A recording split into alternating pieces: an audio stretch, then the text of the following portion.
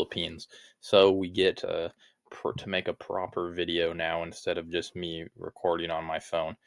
It was pretty fun, but obviously I wish that I could have done a proper video instead of just recording on my phone. Also, because I didn't really have time to think about my picks. Surprisingly, I actually still did pretty well, but let's see how we did last week.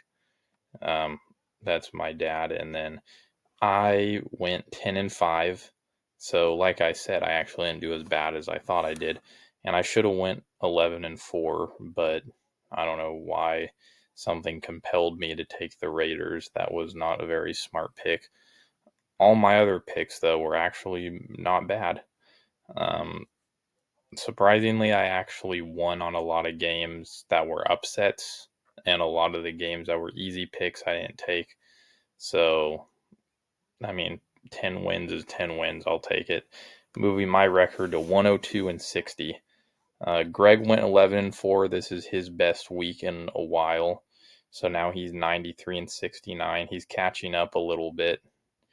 And then Zach also went 11-4. So he's 107-55. He's 5 games ahead of me. And then I'm 9 games ahead of Greg. So things can still be interesting. Greg isn't out of the race yet.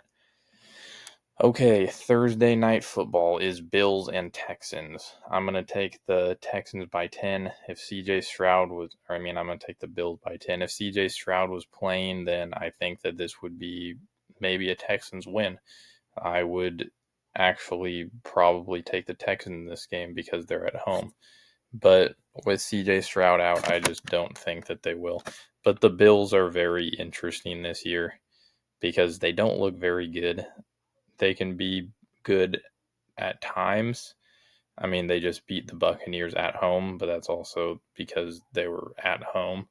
They haven't looked very good away. So, like I said, but I mean, the Texans with a backup quarterback, I don't know. But the Texans defense might very well just be able to put the team on their back and win this game, depending what Bills team shows up. Greg is going to take the Bills. Not too much of a surprise here. It's kind of what you have to do. All three of us took the Bills. No surprise to anybody. Uh, yeah, it's unfortunate. I still think this will be a good matchup, and I would not be surprised if the Texans won. I just didn't have the heart to do it because a backup quarterback, how can you do that? Especially because they're the Bills, right? They're supposed to be one of the best teams in the league. But um, Colts Chiefs. This is a must win for the Chiefs. So that's why it's kind of like you think the Colts should win this game. They're the better team, but the Chiefs are at home, and Arrowhead's the toughest stadium to play in. There's a lot of factors that go into it, but the biggest factor is if the Chiefs lose this game, they basically need to win out, and then even then they can. I mean, actually, 5-5 isn't as bad of a record as you think it is, because if they win out, they can go 12-5. Even if they lose, they can.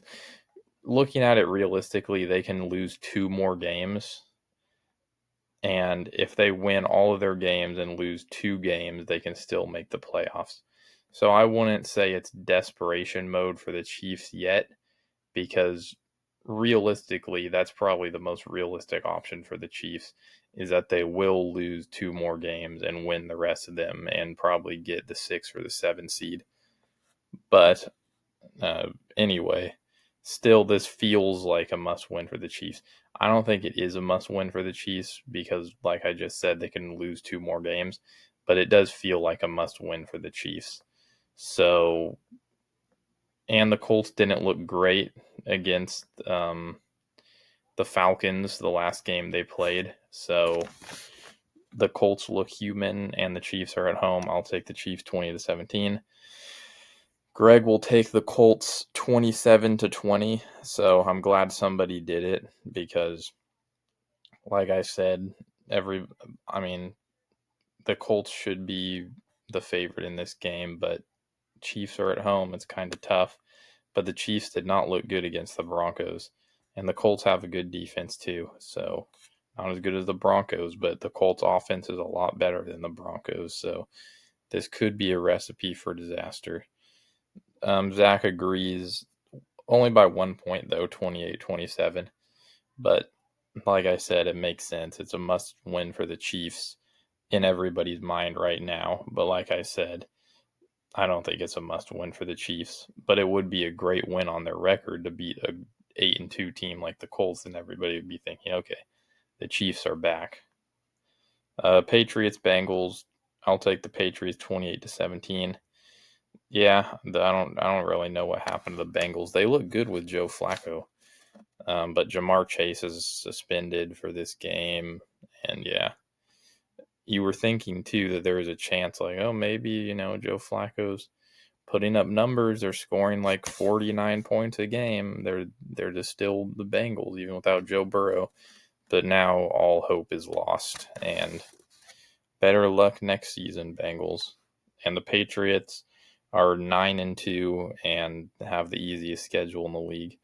That doesn't mean that they're not good. They still have some great wins. Still should have lost to the Dolphins. I'll still always be salty about that, but still, even if the Dolphins did win that game, they'd still be 8-3. So that's still a pretty good record.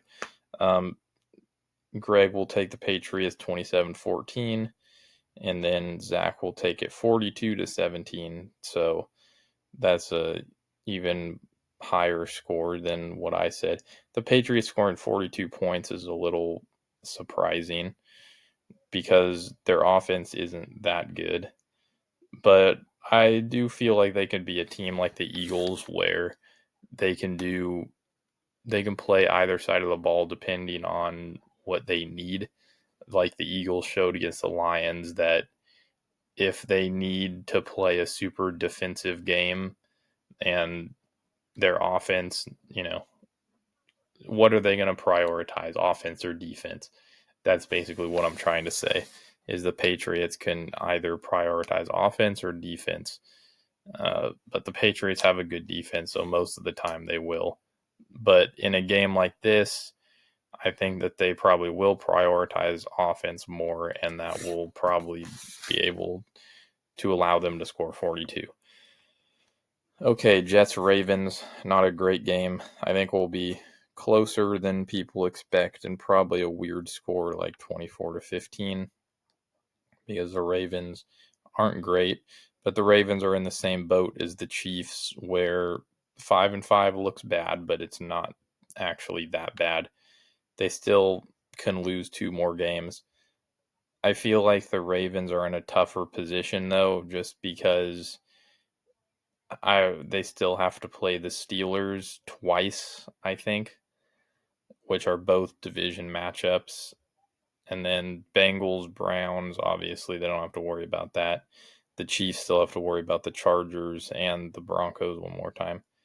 But I'm pretty sure the Chiefs have already played everybody in their division once. The Ravens still have to play the Steelers twice. And then they also have to play other good teams as well. I think the Ravens have a harder schedule than the Chiefs.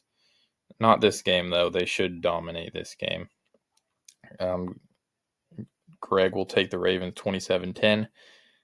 Yeah, I think that the Ravens aren't the team that they once were, kind of like the Chiefs. I don't know. It's a weird season because the Bills, Ravens, and Chiefs all kind of look drained. They don't really look like the explosive teams you'd expect them to be. Like even last week, I don't hear anybody talking about it, but Lamar threw 0 touchdowns and 2 interceptions against the Browns. And the Jets beat the Browns, but that was also a division matchup. The Ravens and Browns was a division matchup. The Browns and Jets weren't. So I'm not trying to say that the Jets are going to beat the Ravens because I don't think they will, but I'm just saying that the Ravens have a lot of flaws, mostly on defense.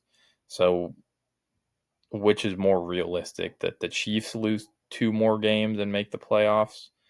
Or, lose 2 more games and win out, or the Ravens lose 2 more games and win out? I think the Chiefs are in a better position than the Ravens are. That's basically what I was trying to say earlier. Zach will take the Ravens 32-9.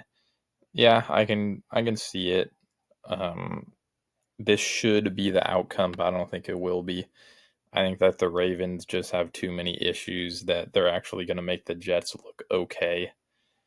And Tyrod Taylor's playing too, so yeah, things might go a little bit not as good as you'd expect for the Ravens. Okay, so far we've pretty much taken all of the same picks, so this is when things get a little bit more interesting. Bears Steelers, I'm going to take the Bears. I'm the only one to take the Bears at home. I kind of spoiled the other two picks already, but I thought that was kind of weird because the Bears are at home and they're a good team. I mean, the Steelers defense has really stepped up. But oh yeah, I think that I saw somewhere that Caleb Williams isn't playing. That's probably why Greg and Zach took the Steelers. Anyway, I still like the Bears at home. Um, Basically just because they're at home. The Bears play really well at home, and they still have a good defense, not as good as the Steelers, but I don't know. Both backups are playing, so it's really a 50-50 matchup, and I like the Bears at home. And then Greg will take the Steelers 24-21, and then Zach will take the Steelers 28-24.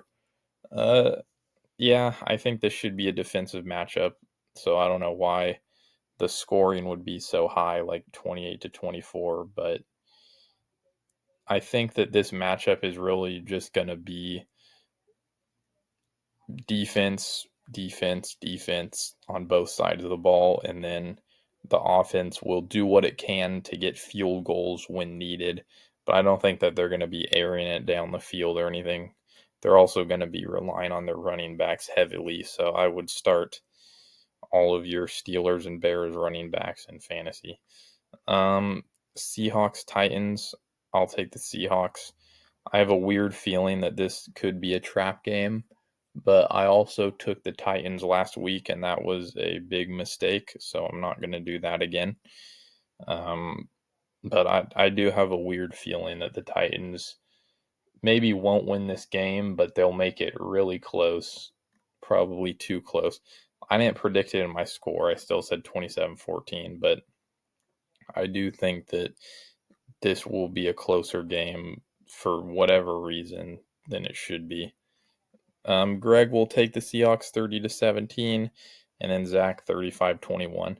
There's not really much I can say about this. The Titans just look like they're tanking. They're definitely the worst team, and they have the worst record. So, not much you can say about that. But most of the time, teams don't finish the season with one win. I expect the Titans to get another win somewhere, but it's probably going to be in a division matchup against the Jaguars or Colts, I'm guessing, not against the Seahawks. So the Seahawks should win this. Vikings Packers, this should be a good game, but both teams haven't looked very good, so this will be a real testament to who can overcome. Um, the Packers have looked a little bit better than the Vikings, especially last week. So I'm still going to take them, especially because they're at home. But being a division matchup, I could see the Vikings winning it.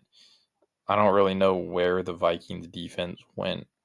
And the JJ McCarthy looked good for those first 2 weeks that he came back. So I don't know where that fall off just magically appeared from. And then the Packers have been really inconsistent all year, losing to bad teams and beating good teams, and just really confusing. So, but are the Vikings a bad team? I don't know. They're 4-6, so that's not the worst record, but I don't know. It's yeah, but thankfully the Vikings aren't at home because that would make this a much harder pick. But Packers at home, I will definitely take them.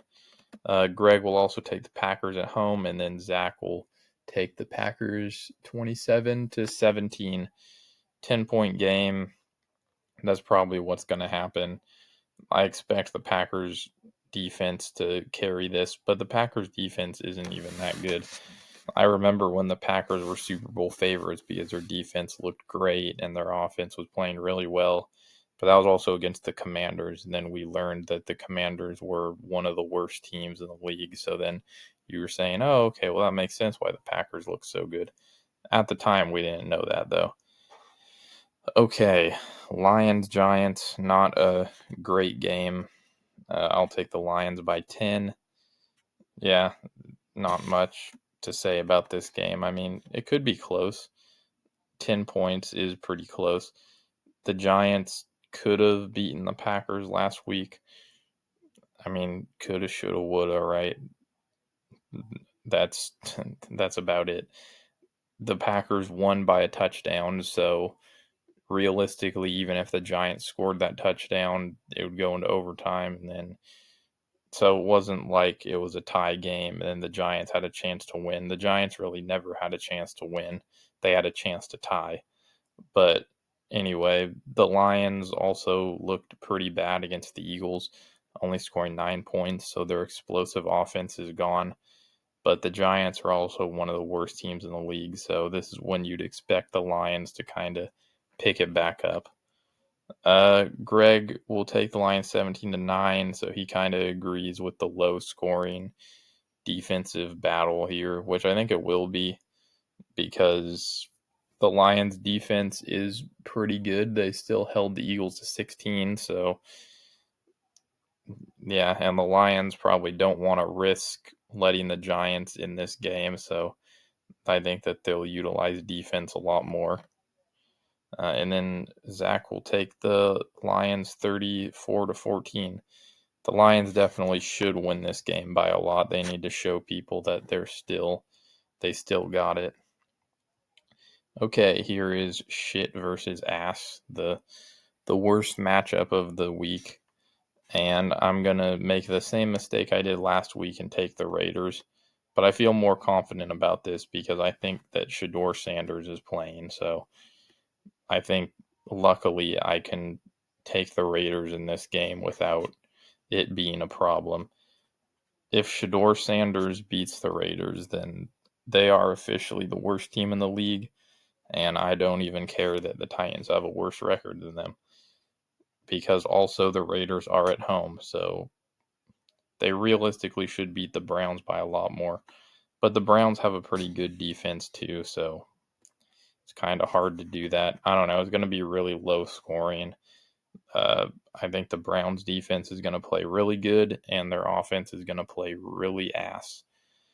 And then as for the Raiders, I think that they'll do just barely enough to stay in it long enough to kick a game-winning field goal. At least I hope so, because if the Raiders let me down again, then I don't think I can pick them for the rest of the year. Greg will take the Browns 10-7. Good score. It probably will be that low scoring. And then Zach will take the Browns 17-10. I mean, it makes sense because of the Browns defense, but also the Browns defense is basically going to have to single-handedly win this game because I think even the Raiders offense, how bad it is still better than the Shedeur Sanders Browns offense. But that's just my opinion. But I mean, you did see it last week. Okay, Jaguars, Cardinals. I'll take the Jaguars 27-20. The Jaguars are very inconsistent. They'll win and then lose and then win and then lose. And they won last week by a lot. So realistically, they should lose this week if we want to keep things consistent. But I'm hoping not. I'm hoping they can beat the Cardinals. But the Cardinals are also an interesting team, as in they're actually not that bad. And maybe if they would have started Jacoby Brissett to start the season, then things could have been different.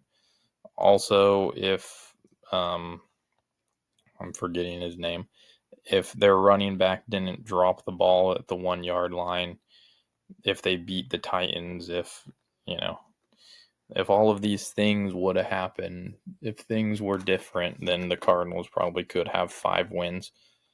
But anyway, I'll take the Jaguars. And then Greg will also take the Jaguars, which is realistically the smart pick. They just blew out the Chargers, and the Chargers are a good team. But like I said, the Jaguars can't win 2 in a row. Zach agrees with that, so he'll take the Cardinals.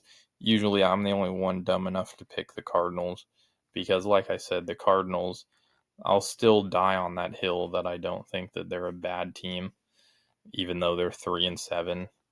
I think in another universe that the NFC West could be the best division in football right now. There could be, the 8-2 Rams, 7-win, 7-3 Seahawks, 7-4 Niners, and then 6-win Cardinals, 7-win Cardinals. I don't know. But obviously we don't live in that world. So anyway, Zach will still take the Cardinals, which makes sense. If you want to just rely on the Jaguars being bipolar, then there you go. The Cardinals should, and they're at home too. So, oh yeah, and Jacoby Brissett beat he new NFL record most passes completed. So realistically, it's Cardinals could win it. Falcons Saints should be a good matchup.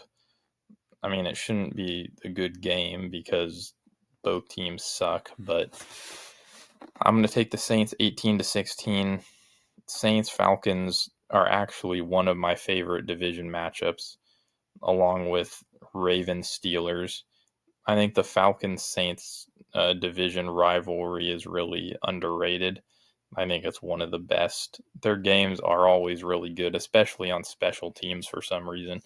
Special teams always goes crazy in this rivalry. So I wouldn't be surprised if that's where all of the points in this game come from.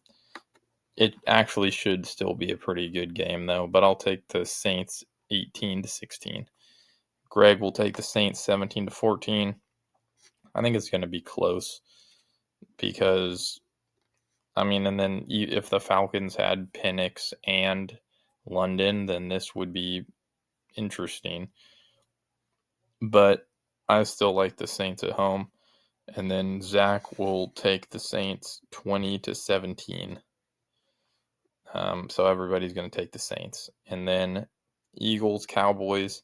I like the Cowboys 27-24. The Cowboys just showed their explosive offense, so it looks like they got it back a little bit. The only thing to be concerned of if you're picking the Cowboys in this game is that the Eagles defense just shut down the Lions offense, which maybe this year hasn't been the most explosive, but in years past have shown that they have probably the most explosive offense. And the Cowboys having the most explosive offense and the Eagles having one of the best defenses. It looked like the best defense in the league last week. And then we saw when the Cowboys played, I'm forgetting who it is right now, the Broncos. Yeah, I'm pretty sure when the Cowboys played the Broncos defense completely shut down the Cowboys offense and the Cowboys couldn't do anything. So if we see something like that this week, it wouldn't shock me. But I'm kind of putting all my chips in that the Cowboys can still have an explosive offense, especially because they already played the Eagles in week 1.